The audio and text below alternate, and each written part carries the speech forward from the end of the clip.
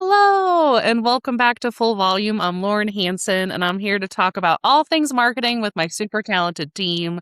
Could you hear the Slack? That feels very meta for it to pop in. Today, I have with me Natalie, who is our awesome CEO, and we're going to be digging in specifically to marketing for mental health services. So, therapy practices and psychology offices. What do they need to do to bring in the right clients or parents of clients so that they can grow their practice? Natalie, how excited are you to talk about all things SEO and social and paid and all of the above? Honestly, I'm really excited. One, because I'm an Uber nerd, but two, because I'm really passionate about this field specifically.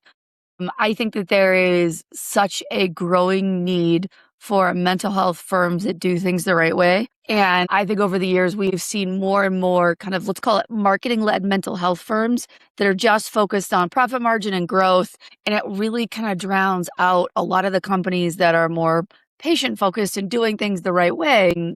We have such a need for really strong mental health professionals. I mean, now more than ever, with everything going on in the world around us, with AI, we're, I think, as a society, more disconnected than ever. So, I mean, I am so passionate about getting these men and women who are providing such a valuable service to our society the right kinds of visibility and patience to grow their practices. Yes. So, if you run a therapy practice, work in mental health, or you're just trying to get your practice found online, you're in the right place because that's what we're going to dig into. So we've worked with a number of clients in this niche before. When therapy practices come to us, what's like a big misconception they have about marketing their practice specifically online? So I think a big misconception that a lot of mental health firms have is that bringing in an agency is going to be so cost prohibitive that it's not even worth starting the conversation. I think they get scared away with big agencies and big numbers saying things like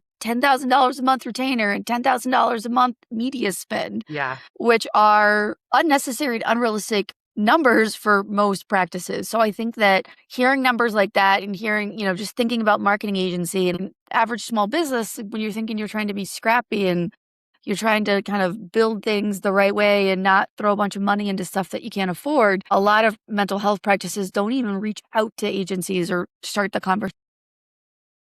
This is going to be cost prohibitive. Let's say they've decided they want to get help or they want to work on it themselves. What differentiates marketing a mental health business versus maybe like a more traditional service business? Like, how is it more nuanced running marketing because Oh my gosh, there's so many, there's so many nuances in mental health and marketing a mental health practice versus like your average plumber or roofing guy and gal. So there's some similarities, but there's a ton of differences. So in terms of differences, I mean, I'm always a big advocate for messaging and emotion in your marketing really matters. But for mental health, this is such a delicate topic. You are talking to people in a emotional state who need something. They aren't sure what's going on. You know what I mean? There's a lot of feelings and emotions in this kind of area versus like your roof where it's like, yeah, I mean, you need to get someone up on your roof to check it out. You're probably going to talk to 3 or 4 providers. In mental health, your patients probably aren't going to call 3 or 4 providers and try and interview to find the right person. Probably too mentally fatigued to do that. So what they really need is they need to feel like you can understand them and that you can talk right to them and that you're the right firm for them in your marketing and messaging, because they kind of want to dial this down and only talk to 1 or 2. And then you really want to be delicate in how you're phrasing things, because like even like let's say one of your services that you provide is you diagnose ADHD for kids. Oh my gosh, what an emotional thing that might be for a parent of like, does my kid have ADHD? Do they have something else? Do I need to get them diagnosed? Is diagnosing bad? There's all these things that go on in the back of your head as a parent about a simple topic like, I need someone who can help me diagnose for ADHD. And being cognizant of that and really careful of that in your marketing and messaging of like, if as a company believe that diagnosing isn't the first step, but the first step is just a conversation, like really just being open to where a person might be and why they might be asking for something like that. Or if, you have, let's say, really sensitive or intensive topics, trauma, diagnosis, symptoms that somebody is trying to figure out what they mean. And Yeah, and really trying to address that stuff from a really empathetic standpoint, an open standpoint, and then giving them resources and a call to action of what to do next. So, anyways, that's a huge one. And then also, there's a lot of regulations, right? We're HIPAA controlled, and we're in a special ad category. So, there's just a lot of stuff that you can't do without violating laws. And you just want to be careful that you have a partner who's on top of that stuff. We worked with a company where we picked them up, and their vendor had dumped a bunch of patient information into MailChimp, which is a huge HIPAA violation. We had another partner who was running retargeting, which you're not really allowed to do. I'm actually really surprised they got away with it as long as they did. But like, man, you don't want to get caught on that stuff. So like, there's a lot of rules and regulations. In mental health specifically, you're not allowed to solicit reviews from your patients. We see a lot of practices violating this all the time. And so like, just working with a partner who is on top of all the rules and regulations and making sure that we're not breaking any of that stuff, because we never want to get you into hot water with your marketing. So something we've seen, I think this happens a lot when the service that someone is providing is really like personal, which obviously like mental health, I feel like we see a lot of providers struggle with the idea of selling themselves because it feels very personal. And I think there can be for them some mental speed bumps around like, well, I'm not trying to convince anybody. And they often don't want to brag about it. So, like, trying to get them in a place to find the right marketing messaging can be challenging. How do you coach a practice through that so that their marketing still works, but that they feel comfortable with it? So you nailed it on the head. A lot of practice owners want to just serve patients behind the scenes. They don't want their face on camera. They don't want to be having to write a bunch of blog posts. They don't want to be overly salesy. That's not who they are. And of course not. You're a really good practice owner because you want it to be really good at helping people with mental health, not being good at running marketing and growing a business. And I actually struggled with that for a lot of years too. I actually cringe seeing myself on camera. I hate it. Like, I just want to be really good at digital marketing. But what got me kind of off of that was realizing that a lot of digital marketing experts who are nowhere near as good at digital marketing are getting on camera and they're taking up share of voice and they're sharing bad information. Really got me past that. Yeah. Because I was like, well, gosh, I mean, I'm cringing to see myself, but I cringe even more to hear somebody giving bad SEO advice. And then the second thing is don't be salesy. I mean, don't be salesy to any of your content. That's not needed at all. The most effective providers just get on and provide great advice. Give us a tip. Maybe somebody came in and they had a really interesting question today and you want to answer that question for us live. We don't need you to be salesy. We have enough sales in the world as it is. What we need is your input and your advice and your perspective. And so focusing on that in your content and then just getting started.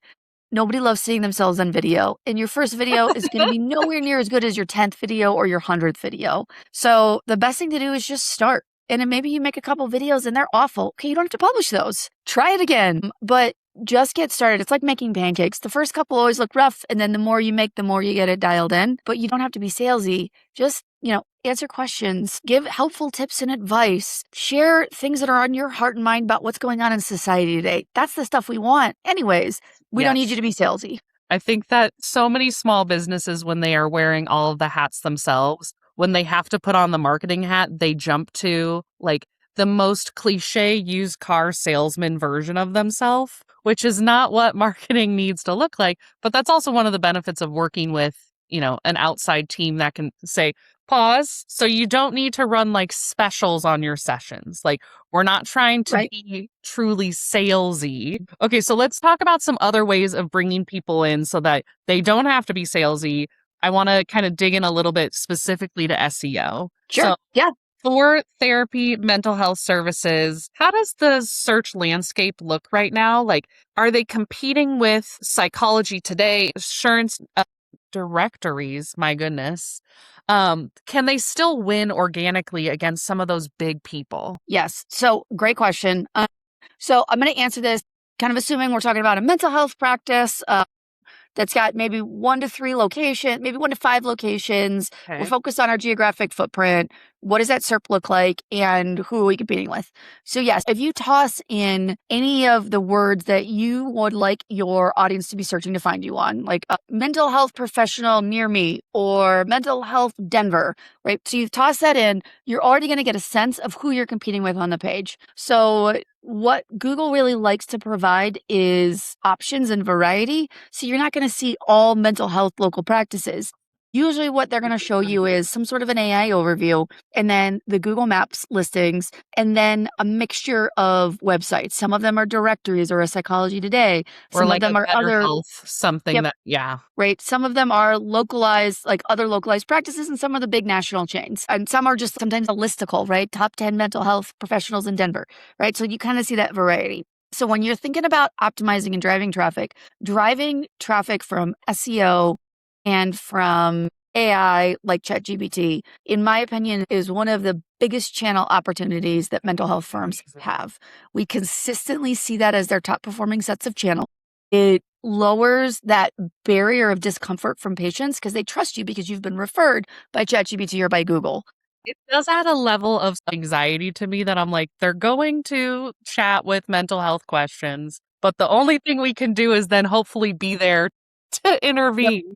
That's exactly it. So when you're thinking about working yourself onto that page, the biggest tips I can provide is one, make sure that you have location specific content on your website if you have more than one location. If you only have one location, your single page should do it.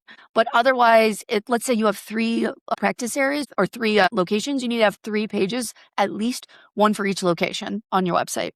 With unique content. With unique content. Yep. About that area in addition to your practice. Second is your Google business listing is huge opportunity. You want to make sure each location has its own listing. So again, if you only have one location or maybe you're a virtual practice, you just need that one. Now you cannot solicit patients for reviews, according to most psychology boards. That is an ethical violation of your code Feel of like I conduct. have been. Like Right. that when So you're talking about that. this is a gray area. I will say in general as a marketer, I like being not gray. I like being squeaky Oh, white. yeah. So what I would say is that asking friends and family to leave reviews and then asking referral partners to leave reviews. There's people in your network who you can ask for reviews that aren't patients. And then just making sure that it's easy if your patients want to leave you a Google review that they can find it. Also, it's really, really helpful on your Google business listing to really take the time to optimize it. One of the biggest things is add pictures of your practice if you have a in-person location. You want to have at least 20 pictures. Add in some videos if you can, even of like just the front door and the sign. And then try to update your Google business listing at least once a week. Now that can feel like a lot. Like it's like a social media update added to your Google business listing. If you can't do that much, even once a month can help a lot to really just add visibility to your Google business profile. And then there's a whole set of tips and tactics of like getting referred by AI and all of that. I would say the simplest thing to do for mental health practices is get focused on the questions that your patients ask and then answer those questions in as many places as you can in your owned media. If you can do that, you're going to find that you're doing really well in SEO and AI SEO because you're answering the questions your patients are asking, and then your marketing visibility will follow. So, try to answer it in a video, put it on YouTube, put it on social media, put it in a blog post, answer it on a service page, put it in a Google business profile update. All of a sudden, you're going to find that all of that content is what is feeding your GPT visibility. Now, there's more tips and tricks on that, but that's really when you're thinking about who you're up against and what to do. Really just focus on being really clear on the services you offer and answering questions. You're going to find that you're going to do really well if you just start with those two things. So thinking about answering the questions and like the actual, what content copy are we talking about? A lot of therapists list like the specialties that they treat. So anxiety, trauma, ADHD, eating disorders. They might list things like being LGBTQ friendly. Does listing all of those help them or hurt them in a search? Like, how does niching down or adding those specifics to their content help or hurt them? Great question. So when you're thinking about listing out all your specialties and all the nuances of your company, I think a lot of mental health firms default to one big massive page. Like, blah, here's all the things that we do. You're welcome. Okay. Or if you want to pull teeth, maybe they'll break that into 2 to 3 service pages and they'll try to categorize it. So first of all, yes, if your company offers it, write it down somewhere. Like that's step number 1. It doesn't hurt to write it down. But if you really want to be known for something, so like let's say that you do play therapy for kids. First step is to have a page about play therapy. And then second is to be adding regular content about play therapy to your marketing. But when you create that page about play therapy, and this is something kind of cool we do in SEO, is we look at semantic optimization terms of like, okay, what are topics, if we're going to be an expert around play therapy, what are other topics that should be included underneath this that parents might be asking or wondering about that needed to be included in our page to say, hey, we're a really good option for play therapy. And you'll find that like a lot of parents will drill down. They won't just look for play therapists. They'll look for a play therapy for ADHD, play therapy for dyslexia, play therapy for trauma, right? Or, play therapy and family counseling. And they add in these modifiers to really dial into what they want. So the most effective practices not only have that representative service page, but they really think through what are all the different ways that parents might be thinking and searching for that topic. And that's across the board for kind of whatever service that you provide. Okay, you provide counseling for women. Awesome. There are so many things underneath that can include. Yeah. And my ideal case scenario for you is to continue to build out more service pages. Your average mental health firm should probably have 10 plus service pages. So if you have less than 10, I'd be really, thinking you haven't probably gotten granular enough or understanding how people are searching what they're looking for to connect with your services. And then those pages need to be pretty descriptive and helpful in answering the questions and making sure that someone can find themselves. So if I want play therapy for dyslexia, make sure on my play therapy page that you have a spot that's like, hey, are you worried your kid has dyslexia or has your kid been diagnosed with dyslexia? Awesome. We will help your kid. Let's talk through it. So that they can go, okay, oh, great, question answered. Now I'm more likely to reach out, fill in the lead form, give you a call to see about scheduling an initial consult. How is it the same or different when we start talking about practices that have multiple practitioners?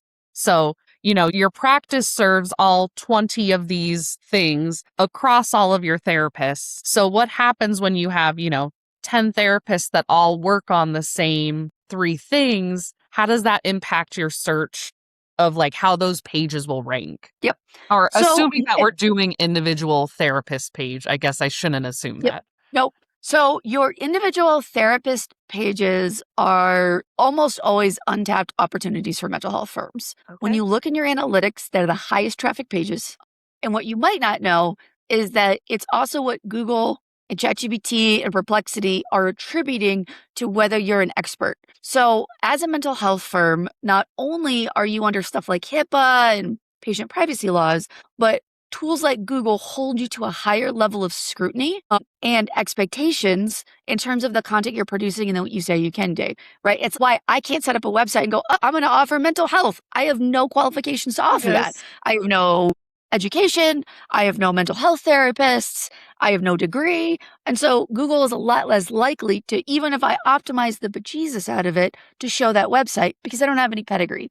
So your bios and your therapist content is actually extremely important for those visibility tools. In addition to, your patients almost always are going to look for the doctor that they want to work with. Or if they call in and they get paired, their next step is going to be to check out that person's bio page. Yes. So those pages are pretty darn important. So first of all, mental health firms absolutely should publish a individual bio page for each therapist. Okay. In addition, take the time to Google your therapist's names and just see what's showing up and make sure that if they have a Psychology Today profile, that they've updated it with your company in there. If they're showing up on LinkedIn, that they have your company listed. And then on their bio page, make sure that you highlight their pedigree, where they got educated, what degrees and certificates they have. That content is important for your patients, and it's also really important for Google and visibility tools. And then if you're publishing blog content on the website, you don't want to publish blog content that's by a generic staff author or like not, doesn't show an author. You actually want to have that piece of content attributed to a person at the company. So if Natalie is a psychologist who works on your team and there's a blog post, you want it to be authored by Natalie, not just by like admin. Yeah. To demonstrate the expertise of that content. And that level of expertise is really important. And then there's more you can do even on the back end past that, some more like advanced techniques. Like one of my favorite is using same as schema to make it really easy for tools like Google to connect the dots. That if Natalie is your psychologist, not only is this her bio page, but this is her LinkedIn profile and this is her Psychology Today profile, and actually making that web of links.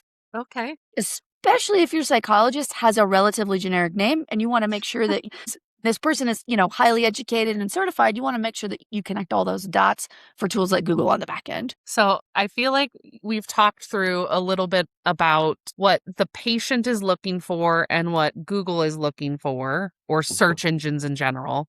So I'd like to connect the dots a little bit. So when we're talking about helping clients, we want to send people to their website that are qualified potential patients that are a good fit.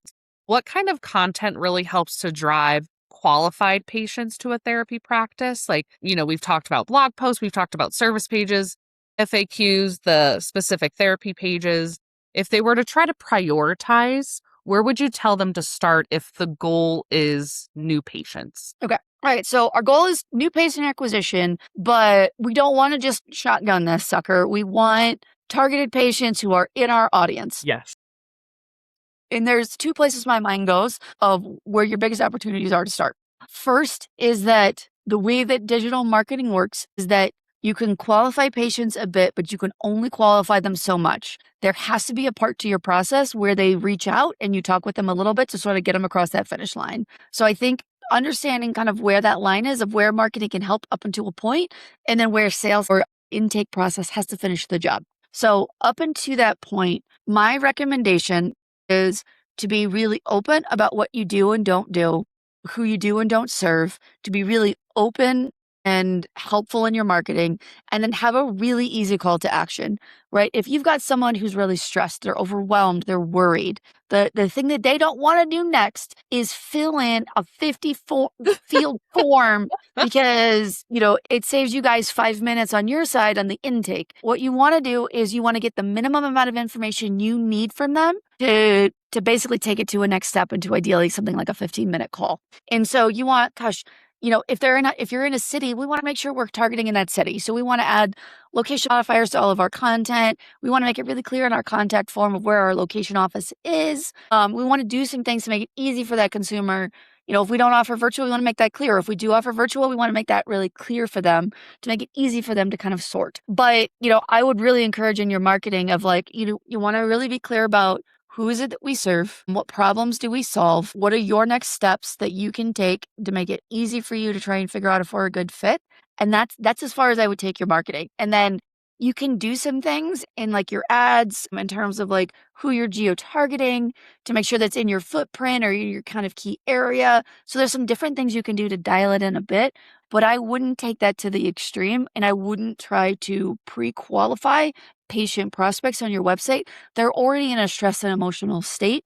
We don't want to add stress to their lives. We want to make it easy for them to show up how we are, and then have a really open and empathetic conversation with them to just kind of reel in, are they a good fit or not a good fit? Okay, so in that same vein of how we talk to these potential patients, I feel like it is very common for mental health practitioners to have a lot of empathy and really good bedside manner when they are talking to somebody. But I feel like when we ask them to write something, that they can often shift into more clinical language. So how can you coach them through if they are working on writing a page, whether it's their service page, their profile, a blog post? What would be some advice on how to translate their expertise into content that lands with potential patients? That is such a great question. And you are absolutely right. A lot of psychologists and mental health professionals transition to this clinical speak when writing or when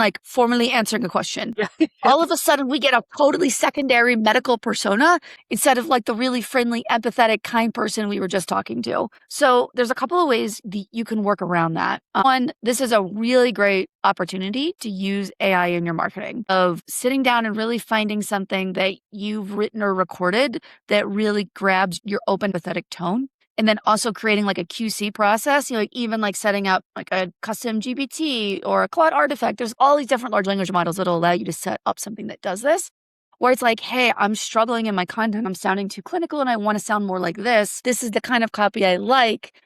Help me do that. We like to do that with our psychologists and mental professionals, in addition to having QCs that ensure that every piece of content that we write not only is on brand guidelines, but also follows like your psychology board or your ethical board compliance rules or anything like that. So it's really helpful to have some of those QC content checks when you're writing content. The next thing is that although psychologists and mental health professionals cringe when you say video, video tends to be the best modality to really get someone, a little more disarmed and a little more into that open, happy, empathetic mode versus that clinical mode of like, I don't need you to write me a white paper. Just talk to me about I'm stressed and I'm having trouble with all of these problems. And how would you answer a question like, hey, I'm worried that maybe I have ADHD undiagnosed and that's why I can't succeed in my career. How would you talk to somebody about that? Like, let's say we're just at coffee and you're answering this question. And sometimes they'll hop into clinical mode and a really great interview, you go, pause, let's try some tips and tactics. And there's all these tips and tactics you can use on camera So you're to try talking and get about someone into that mode. helping the practice owner or someone there extract the expertise. So rather than having, asking Natalie to sit down and write a blog post, instead being like, hey, Natalie, let me interview you so that we can avoid getting into clinician mode. Because the goal is not for this to be a peer published paper. The goal is for this to be able to educate and attract patients, and how they are going to read and understand is different than when you're in clinical mode. Yep, it is. And I will also say I've been in this industry for 20 years now, and I could count on one hand the number of times that I have had a doctor or person with a doctorate or a PhD sit down and write a piece of content. You don't have time. There's this concept of like, do what you do best and outsource the rest. And I think when you went through school, in order to create published content like a white paper, it just took so much time and energy that you're ingrained in that. It's an 8-hour process to write a piece of content. And that is a terrible use of your time. And so one of the things we've done as a company that has worked in medical for 2 decades is we've created processes to extract that information and then turn it into content on your behalf so that you can have a steady stream of published content that's on your tone, that speaks to your audience, but that it takes as minimal of your time as humanly possible. Just quite honestly, doctors do not have time to write content. I just can't imagine a worse use of your time than spending 8 hours writing a blog post. So a really great mental health company or practice should set up processes to extract the good stuff and then use someone who's an expert at content writing and SEO and internet marketing to write that content on your behalf. But I think it is too much of a struggle, and it's just an unnecessary problem to solve. We have solved that problem in digital marketing time and time again of how to get expertise into content in a consistent way. For a PhD or a doctor or a master's degree professional who is constantly intaking patients and writing notes and doing diagnostics, to then switch gears and write blog posts. That's unnecessary, and it wouldn't be where I would put your time. So I feel like part of this next question, the answer is going to also be video. So we talked about not being able to solicit reviews.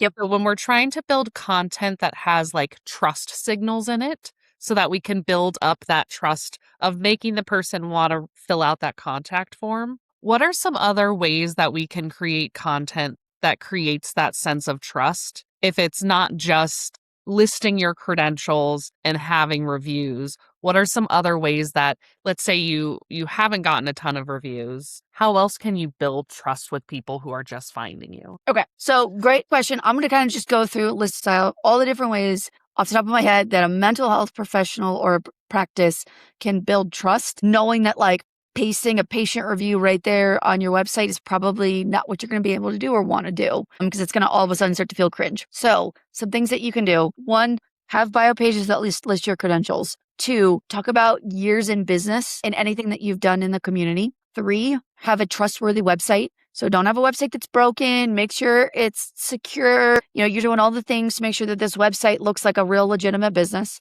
Next, have brand legitimacy signals. Real life businesses have addresses. They have phone numbers. They have Google business profiles. They have Facebook pages.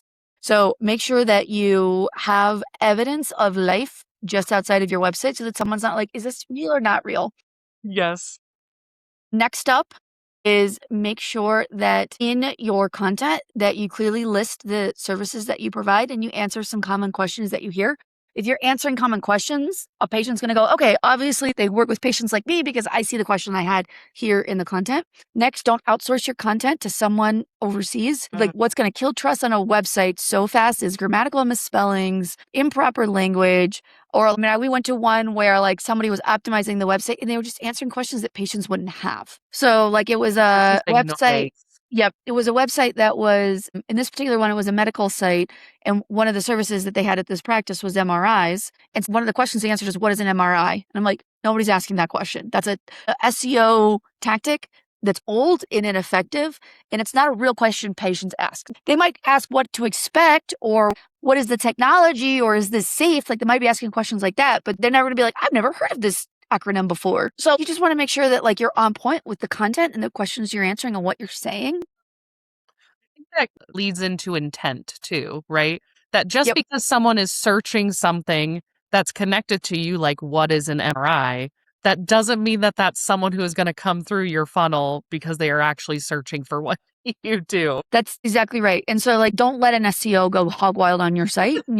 Like the idea is a patient focused UX friendly website that has SEO best practices, but not an SEO led practice. Okay. And then the other things that I think are really cool that build trust on mental health sites is yes, video, but like let's pick something easier than video.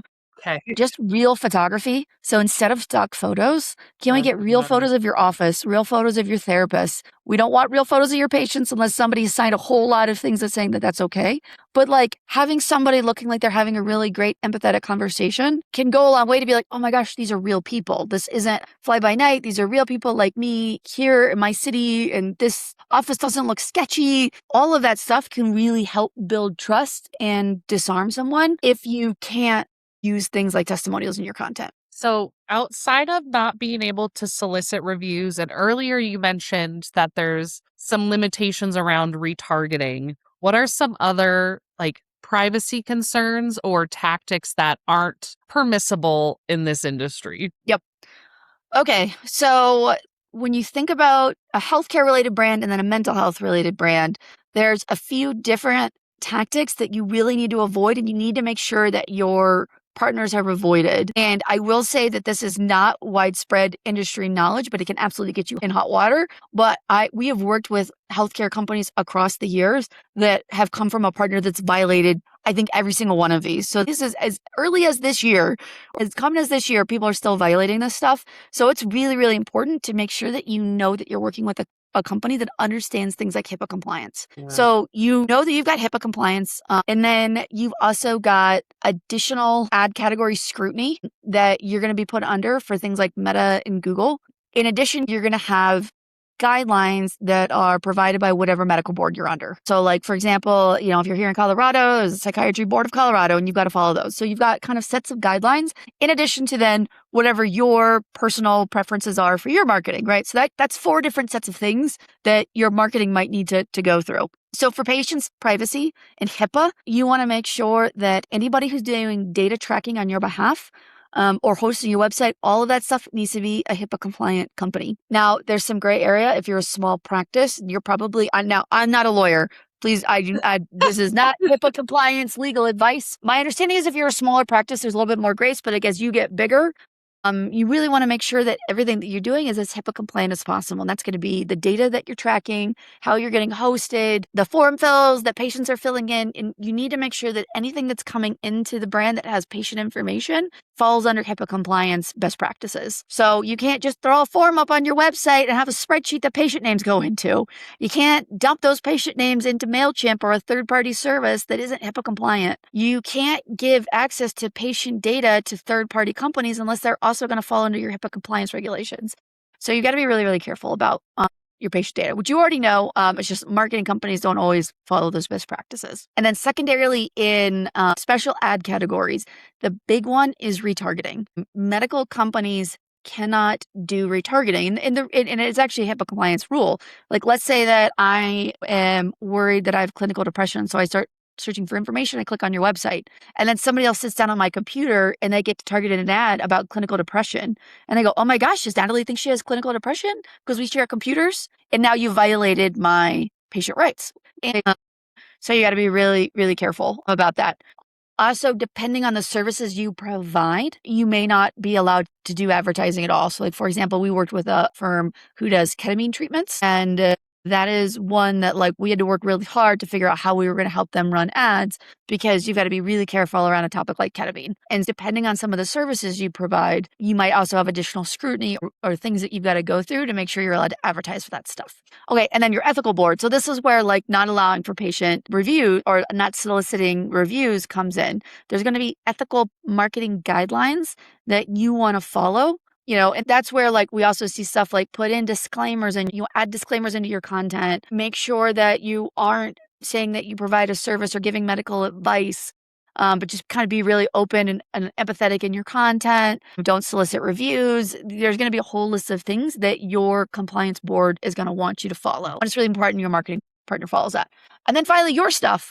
So this is, most mental health firms that we work with, they have ways they like some people like to call them patients. Some people don't call them patients. They call them something else. And so you really want to make sure of how the language that you use, how you talk, how you refer to people, how you refer to situations that they're in is captured well in your content and in the QC process if you're going to put anything out online, so that anything that's represented by your brand is in how you would speak in your tone of voice. When we're talking about people finding us, we tend to talk about search and Google a lot, obviously, because of the volume and how frequently they're used. But if someone is interested in getting more people through ChatGPT or even like just Google's AI overviews, how would that change what they're doing on their website if they're trying to be ahead of the game with how search is evolving? So I think I'm going to make a post about this because, like, in my mind, it's a Venn diagram. First of all, understanding AI SEO and visibility and like AI overviews or ChatGPT versus visibility and SEO. If you read Google's guidelines, they would have you believe that the Venn diagram is a perfect overlap, that there is no difference between SEO and AI SEO. If you read some blog posts from like AI SEO experts who are really trying to sell that service hard because it's interested, they would have you believe there's almost no overlap and that it's this whole different service line. But when you look at it, the way that you really want to think about it is it's a Venn diagram and there's a whole lot of overlap. But there are a few things that you probably do for SEO that aren't as big of a deal for AI SEO. And there's a few things you do for AI SEO that you want to put on top. But if you don't have a strong SEO program to start, you have almost no prayer of showing up in something like ChatGPT or Perplexity or AI overviews. So you have to start with good SEO visibility. And then if you're starting to show up visibility and you just want to do a little bit extra to really make sure that you're showing up in something like ChatGPT, there are some things that you can do. One, I encourage you to run your website through our free GEO grader. That's going to give you an immediate next step of a few different things that you can be thinking about to make your site a little more AI SEO friendly. One of the big opportunities on your website is really to clean up your schema. So schema was always important for SEO. There's some stuff that you really want to incorporate for AI SEO that hasn't, maybe been as harped on in SEO. Things like organization schema, same as schema, stuff like that. You want to take a look at your sitemap. You want to make sure it's got stuff like last mod on your content. You want to make sure you've got authorship on your blog posts. That's really important for mental health. But ChatGPT is not going to be as likely to reference your content if you don't have a certified expert who wrote it. And then one of the things that's a really effective tactic is optimizing for query fanouts. So, like, for example, if I'm looking for the best play therapist near me, ChatGPT might have some things in the back of mind that it starts to search of, like, it's going to think about what do you mean by best? And then it's going to come up with its criteria for what best is. And it's going to search all these extra things to then give you that result. And then you might have a back and forth, or it might ask you, what do you mean by best? It's like, well, I'm worried about my kid is 8 and this, and it's going to give you tailored information based on that. And so you really want to think about not just that initial search, but all those fan outs underneath. And that's why it's like, if you work with kids of all ages, specifying that. If you have a special program for teenagers, great, mention it. If you specialize in dyslexia diagnosis, just anything like that, you really want to optimize for the fan outs. And then finally, citations, which is kind of like, think of it as like the new links. So having offsite links pointing into your website has been important for SEO for a really long time. It's even more important now for AI SEO, but what AI SEO and ChatGPT is looking for is not the kinds of links that SEO is traditionally looking for. Like SEO would reward links to Forbes.com, to a psychology website. ChatGPT ain't gonna care. They care a lot more about what you're putting on social media. AI overviews, one of their biggest sources is YouTube. They're looking at Reddit.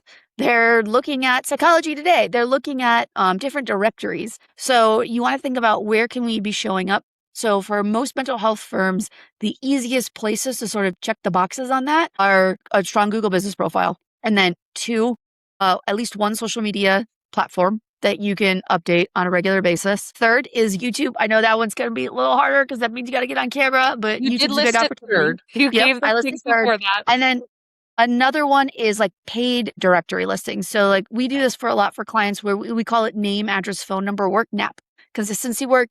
And every month we consistently, one, clean it up to make sure it's consistent because that's something Google cares a lot about. And then two, we're adding them to more directories and kind of that consistent add them more to directories, more visibility. All of those things send signals to tools like ChatGPT that you're an expert at what you say you are. So let's say that I have my practice. I've been growing it myself through a lot of referrals. We have been building out our website. We have our social media, and I'm ready to invest. So I have some budget. I'm ready to get some help or to grow. Where would you tell them to start? What would you tell them to do first? So I think the first place, it's always helpful to have a digital marketing expert with expertise in this industry just take a look. Because if you go straight to, I think that the tendency is to go straight to like AI, to Claude or to ChatGPT and be like, what should I do?